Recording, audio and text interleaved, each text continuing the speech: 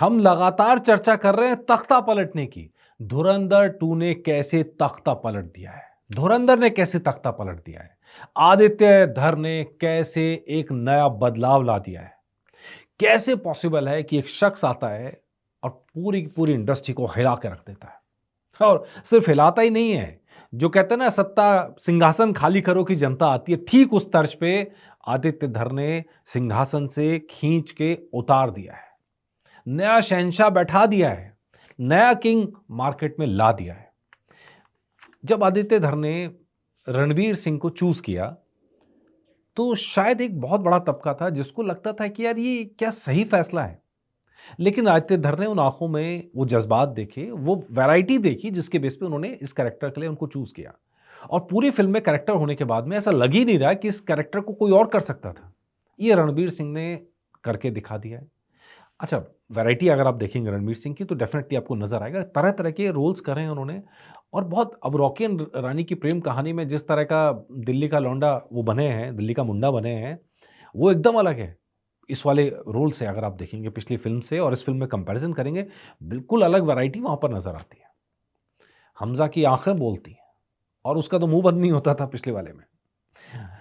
खैर, अभी लेकिन जिस तख्ता-पलट की बात हो रही है, कोई मूवी ने एक बड़ा मज़ेदार आंकड़ा निकाला है, उस आंकड़े की हम बात करेंगे।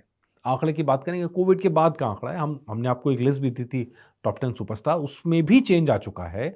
अब देखिए, उसने जो डाटा दिया है, एसआरके ने कोविड के बाद से 3 फ़िल्मों में काम किया, तीनों बड़े मार्जिन पे, बहुत बड़ी-बड़ी सुर्खियाँ बनी, बड़े-बड़े नाम थे, एटली है, राजकुमार हिरानी नाम है, ऐसे-ऐसे नाम फ़िल्म के अंदर हैं, सिद्धार्थ आनंद है। इन फ़िल्मों का जो कलेक्शन है, वो कलेक्शन मिला के होता है 2704 करोड़ रुपए, जिसमें 2 बड़ी फ़िल्में हैं। अगर आप देखेंगे तो जो बड़ा कलेक्शन ऑन रिकॉर्ड जिनका बड़ा कलेक्शन है, दैट इज़ 1070 करोड़ के आसपास में है आपका एसआरके का कलेक्शन पठान का, फिर जवान का कलेक्शन है 1163 करोड़ से ऊपर का। फिर डंकी आती है तीसरे नंबर पे और तीनों का कलेक्शन मिला के 2704 करोड़। डंकी का परफॉर्मेंस उतना अच्छा नहीं रहा जितना पहले की 2 फ़िल्मों का, तो उसका ज़ोन भी अलग था। पहले की 2 फ़िल्मों का एक स्पाई यूनिवर्स की फ़िल्म, ठीक है जी। फिर जवान जो है एक कुछ पॉलिटिकल ड्रामा, मनी हेस्ट से जिसको इंस्पायर होके बनाया गया और वो एक अलग तरह का मसाला क्रिएट किया गया इंडियन स्टाइल के अंदर, थोड़ा-सा साउथ का मसाला डाल के जिसको पेश किया गया। और एक मैसेज तो फ़िल्म के अंदर था ही था, पॉलिटिकल मैसेज तो फ़िल्म के अंदर था ही था।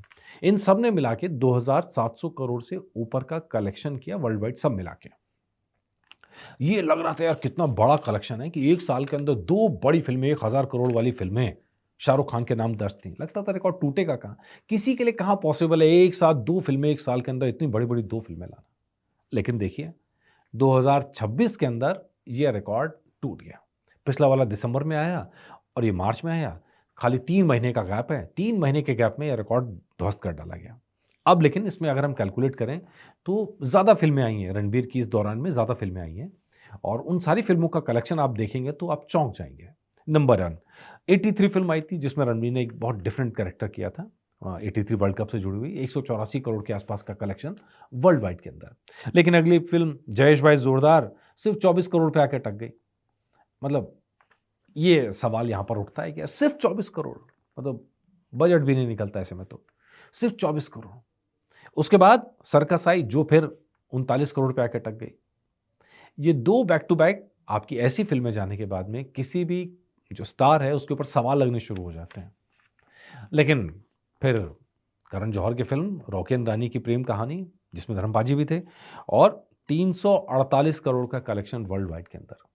अब इसमें करण जौहर थे तो उनके ऊपर आरोप भी लगे कि भई कलेक्शन ऐसा है कि कलेक्शन वैसा है, लेकिन कुल मिलाकर 348 करोड़ का ऑन रिकॉर्ड दर्ज है। अब इसके बाद लेकिन अगली 2 फ़िल्मों ने पूरी कहानी बदल दी। अगर आप पहले की फ़िल्मों को कंपैरिज़न करेंगे तो कुल मिलाकर 600 साढ़े 600 करोड़ के आसपास भी आंकड़ा नहीं पहुँच रहा है। लेकिन जब ये 2 फ़िल्में आती हैं धुरंधर 1 और धुरंधर 2 तो ये आंकड़ा एकदम पलट जाता है। तख्ता पलट इसी को कहते हैं। इसी के बाद जो कहते हैं कि रिकॉर्ड को ध्वस्त कर दिया गया इसी के बाद होता है। धुरंधर 1 ने 1300 करोड़ से ऊपर की कमाई करी थी, करीबन 1350 करोड़ मान लीजिए, करीबन 1350 करोड़। और धुरंधर 2 1 हफ्ते के अंदर 1000 करोड़ का आंकड़ा पार कर चुकी है। मतलब क्या? मतलब सीधा-सीधा 3000 करोड़। 3000 करोड़ तो धुरंधर की झोली में, मतलब रणवीर की झोली में, रणवीर सिंह की झोली में ऑलरेडी आ चुके हैं। रणवीर सिंह ऑलरेडी 3000 करोड़ के आंकड़े पर पहुंच चुके हैं, और वो भी कोविड के बाद का आंकड़ा देख रहे हैं। और पिछली उनकी 6 फ़िल्में अगर आप कंपैरिज़न करें, 6 फ़िल्मों के अंदर, और ये आंकड़ा अभी और बढ़ेगा क्योंकि अभी तो सिर्फ़ 1 हफ्ता हुआ है पार्ट 2 को आए हुए। अभी तो ये कलेक्शन और चाहिए, और बढ़ेगा। 500, 700, 800, मतलब 16-1700 करोड़ के आस-पास बड़े आराम से पहुँचने की उम्मीद है, और सबसे बड़ा कलेक्शन होता हुआ नज़र आएगा आपका छुट्टियों के दौरान में। लेकिन एक बहुत बड़ी चीज़ इस फ़िल्म के साथ और भी हो रही है। फ़िल्म के साथ हो ये रहा है कि बाकी फ़िल्मों ने इसके आगे सरेंडर कर दिया है। अब भूत बंगला हो, वो फ़िल्म आने वाली थी अप्रैल में, उसको भी 1 हफ्ता आगे टालने की बात हो रही है कि भई धुरंधर 2 की वजह से उस फ़िल्म को नुकसान ना हो जाए। तो ये कहानी, इतने बड़े तूफ़ान के बाद की कहानी, ये समझ में आ रही है कि बाकी फ़िल्में यहाँ लाने में डर रही हैं। कोई अपना टाइम चेंज कर रही है, कोई थोड़ा आगे और पोस्टपोन कर रही है, कई तो पूरी फ़िल्में ही आगे निकल गई 2-2, 3-3 महीना। तो नतीजा ये है कि धुरंधर 2 का तूफ़ान अभी थमने वाला है नहीं, और ये कलेक्शन बढ़ता रहेगा, और इसीलिए हम कह रहे हैं कि ये फ़िल्म रिकॉर्ड तोड़ चुकी है और नए रिकॉर्ड बना चुकी है और नए सिंहासन पर काबिज़ हो चुकी है। ये है रणवीर सिंह का जलवा। बाकी इस बारे में आप लोगों का जो कमेंट हो, कमेंट करके बताइएगा। नमस्कार।